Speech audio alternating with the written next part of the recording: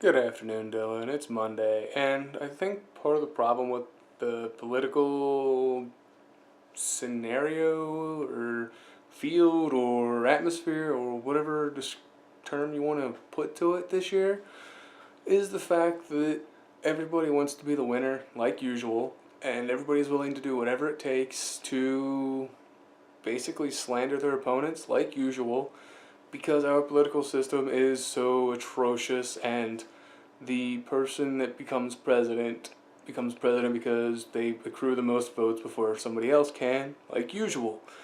And part of it, I think, is helped by the fact that everybody has a decently strong support group this year compared to previous elections, because Bernie Sanders is hitting a group that is building a lot of strength and support for him, and they're very vocal. Same thing with Trump, and same thing with, Hillary. She's got a lot of supporters, whether they're good or bad. They're throwing her name out all the time.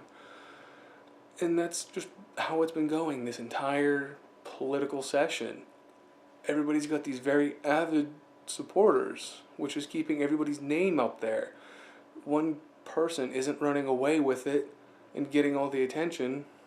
Well, Trump is to some degree, but I don't think he's playing the game the same way everybody else is playing the game.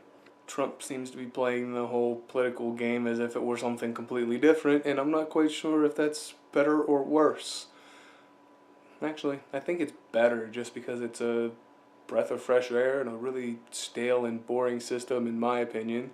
And obviously that's my opinion because you love that political system, and I'm just like, I can't get into it. I'm sorry, I've tried dozens of times to get in. I just can't get that energetic over it and excited about it. However, on a topic that I do have some slightly higher levels of excitement for are my old favorites. And the video game for me that's my old favorite has got to be the first Fire Emblem that was released in the United States.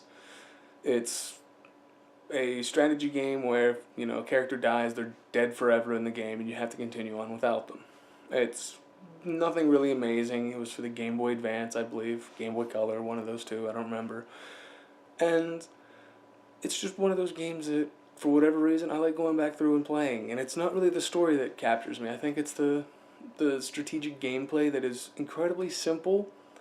And every time I've played it, the scenarios never quite play out the same. And I think that's what I like. Another video game that really seems to keep drawing me in is a game called Europa Universalis 4. This game was made in 2012, or released in 2012. And it has consumed almost 2,000 hours of my life. I know this because Steam has told me this. It tracks my game time. I go through it in phases. I may not play it for a few weeks or months, and then, that's what I'm playing on my spare time for, whether it be an hour or two or a whole friggin' day.